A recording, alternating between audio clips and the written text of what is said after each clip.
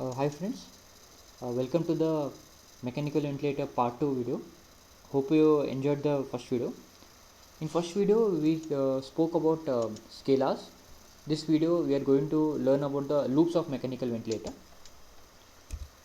There are basically two types of loops in the mechanical ventilator, that is pressure versus volume loop, and next is flow versus volume loop.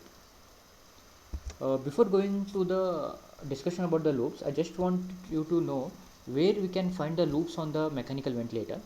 See, this is a Mackay model of mechanical ventilator. These are the scalars which are easily seen on the monitor. But to see the loops, you have to go to quick screen button, and once you press the quick screen button, you see on the left top corner loops. Okay, there you can see pressure versus volume and flow versus volume loop. And second is a Phillips model. Here down you can see something as an loops. Here when you press this one, you can see the pressure versus volume and flow versus volume loops. Okay, this is how you approach loops on the mechanical ventilator. Now first coming to the flow versus volume loop. Okay, on the y-axis we have flow, and on the x-axis we have volume. Just follow my cursor.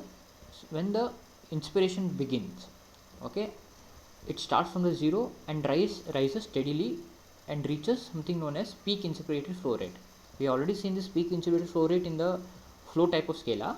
This is a flow also volume loop. Once the inspiration starts, it reaches a peak known as peak inspirated flow rate, and then it maintains a constant, and then it comes down. Okay, and here the inspiration ends, and below this the expiration starts, and this is the peak expiratory flow rate. PFR is a peak expiratory flow rate, and then expiration gradually wanes and it reaches a zero. Okay, this is an inspiratory limb. Below the line is an expiratory limb. Okay, PIFR peak inspiratory flow rate, PEFR is a peak expiratory flow rate. Understood? Flow on the y-axis, volume on the x-axis, PIFR, PFR, inspiratory limb, expiratory limb. Okay, starts from here, goes like this, inspiration ends, expiration begins, and then expiration ends, and again inspiration begins, expiration start. All the cycle goes on. This is called a loop because it again when the point where it start and again after ending it reaches the same point, so it's known as loop. Okay. Next, coming to the different troubleshooting things which we see across day-to-day life, like how we can use the basic knowledge of flow versus volume loop in the day-to-day life. Okay, these are the pictorial representation. Later I will show you the ventilator graphics. The first is how to recognize airway obstruction in the flow versus volume loop. See, usually the airway obstruction will be usually expiratory. It can be inspiratory, but most common will be expiratory. Okay. So coming to the first one, airway obstruction. This is the flow and this is the volume. Inspiration is quite normal, and you can see expiration. There is an early termination of early reaching of the peak expirated flow rate. Means it's a low PEFR, and then there is something known as scooped out appearance. Okay, you can see there is something known as scooped out. Previous image you have seen, it was a straight line coming like this, but here it's a scooped out. You can see the same scooped out appearance even in the PFT also. It's like a same. Okay, expiratory limb, there is a scooped out. But when we see this type of loop image, we suspect it to be an airway obstruction, commonly seen in diseases like COPD and asthma. Okay. Next, coming to the second pictorial representation, flow versus volume. Inspiratory looks fine, expiratory PFR is fine, but it does not touch the zero. Instead it ends here because there is there is an air leak in the circuit, whether it could be ET tube or the ventilator circuit. Okay, there is something air leak is there that has to be checked upon. This pictorial representation represents the air leak. Coming to the third one, flow and volume. Inspiration is normal, expiration PFR, and then the expiratory curve does not touch the zero. Instead it touches a negative value. Okay, it means that the air is not completely exhaled from the body, it's trapped somewhere in the body. It's also seen when we give an excessive amount of PEEP, known as auto PEEP, or when there is a severe airway obstruction. Okay, this is known as air trapping. This is already studied previously in scalars. This is a loop type. How do you identify air trapping in a loop type? Okay, the curve does not touch the baseline. This is a baseline, does not touch it. Instead it ends at an negative mark. This is about air trapping. 4 is the airway secretion. Inspiration, expiration, you can see it's not a straight line, it's a like zigzag manner. Okay, there is some turbulence in the curve. This indicates that there is an airway secretion. Airway secretion can be, this turbulence can be seen even in the inspiratory, but commonly seen in an expiratory limb. Okay, this is expiratory limb showing the turbulence. Coming to the ventilator graphics, how we can identify the above pictorial representation. You can see here the inspiration and the expiration does not touch the zero mark. Instead it ends here. This is known as air trapping. Okay, if in such flow versus volume loop comes, we should understand that there is an air trapping, and either we increase the expiratory time or either we give the bronchodilators in such cases.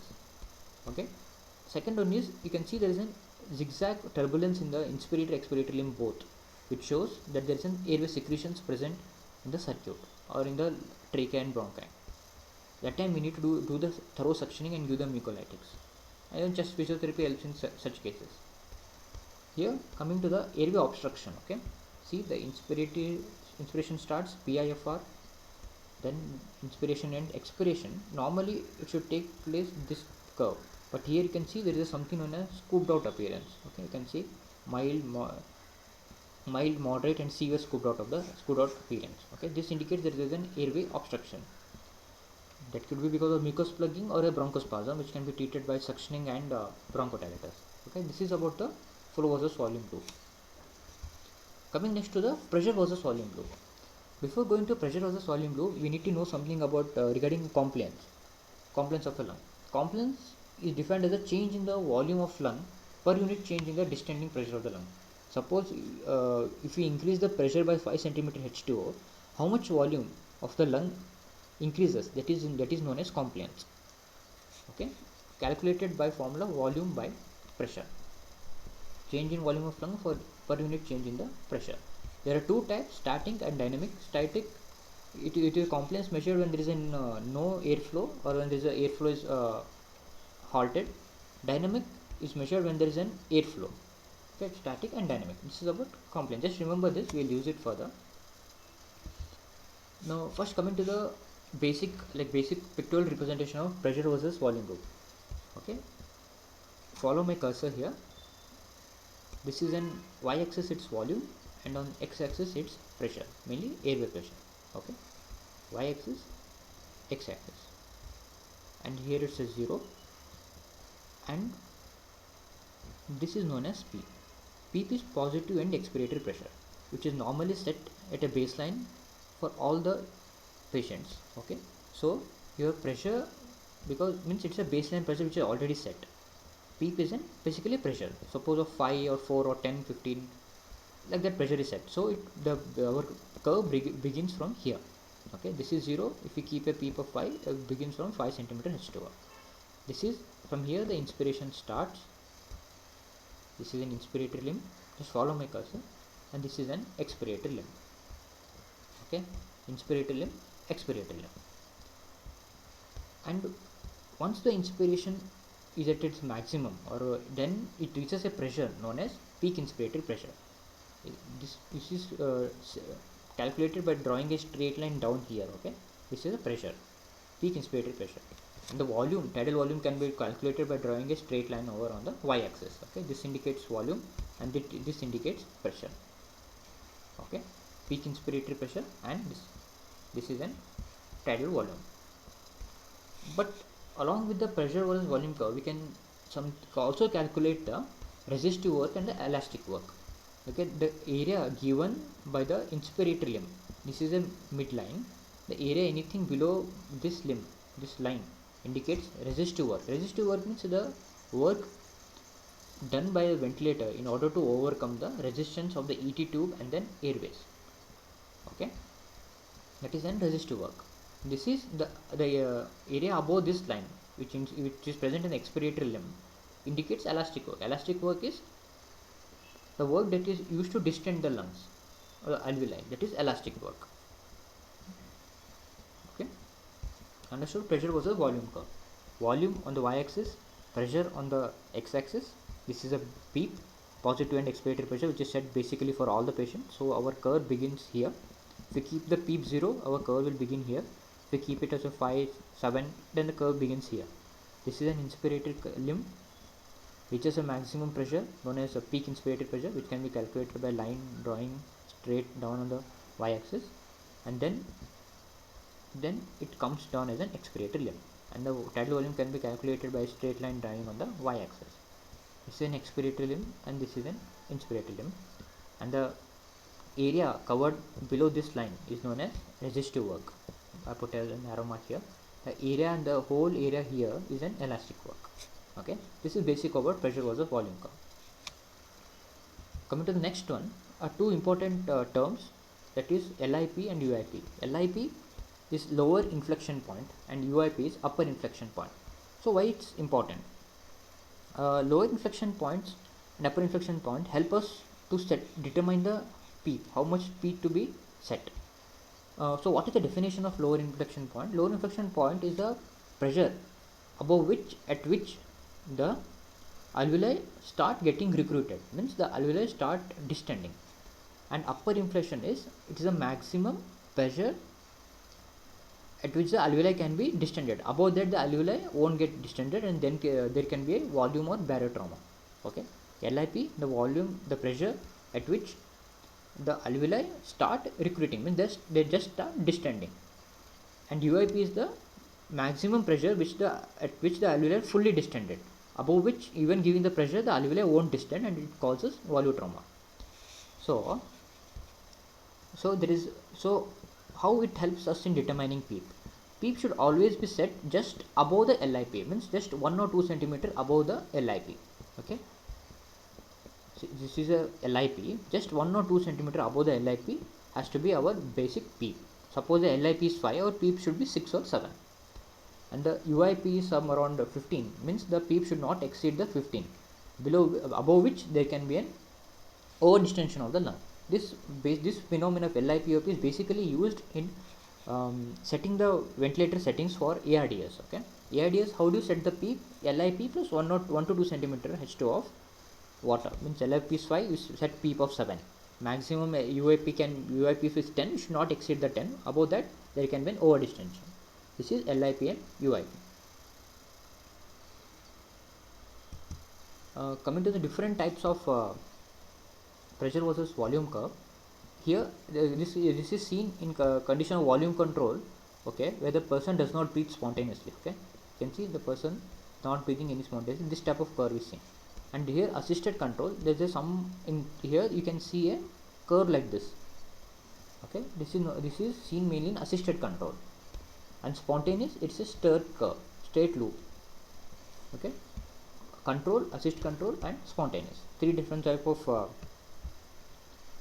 ventilator setting and 3 different type of pressure versus volume curve. These all are the information which the pressure versus volume curves gives. Okay, just by looking these loops, we can derive so much of information.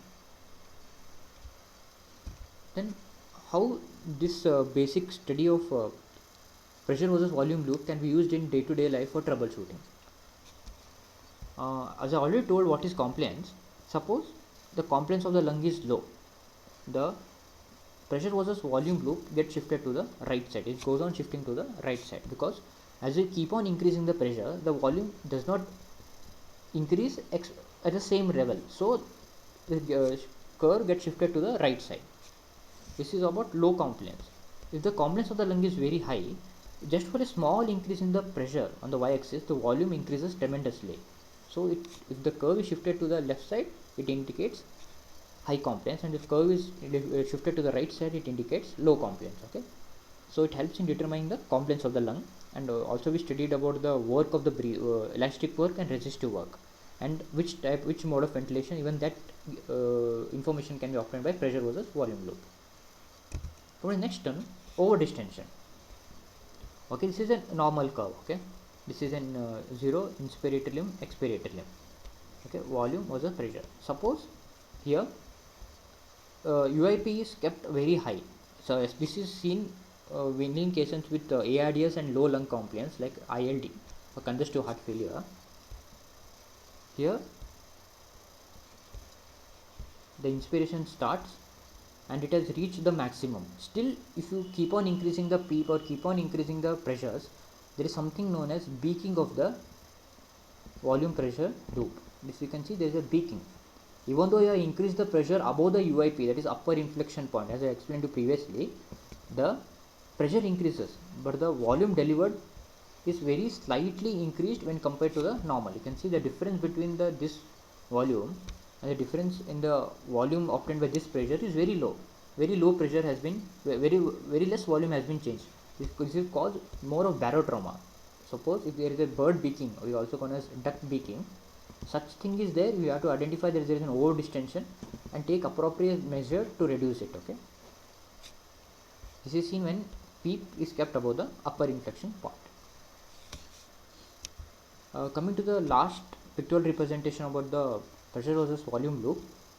Suppose if there is an increase in the resistance, usually resistance increases seen mainly in the expiratory limb. Suppose this area of the curve increases, means there is an increase in the expiratory resistance. Okay, you can see the area of the curve is more. This shows an airway resistance. This was a pictorial representation. Now we will study how to see it on the graphical representation. First one, as I told you, this is the pressure versus volume loop. This is the PEEP. Okay, suppose the PEEP here is 5 cm H2. Then the inspiration begins. This is the peak inspirated pressure, and then here is an expiration, and the tidal volume here. Okay, this gives the tidal volume. Okay, this is how you calculate the PEEP, tidal volume, PIP from the pressure volume loop. And this is an lung over distension which I explaining you. This is a PEEP inspiration, and here is a bird beaking. This is known as bird beaking. Okay, and again this is an expiratory limb. If such thing is there, you have to identify that the compliance of the lung is low and it's getting over distended. Mainly seen in ARDS and interstitial lung disease and with congestive heart failure. Okay. Thank you. If any doubts or any clarification, please leave it down in the comments. Please like, share, and subscribe. Okay, I'll be doing the further parts in subsequent days. Okay, thank you.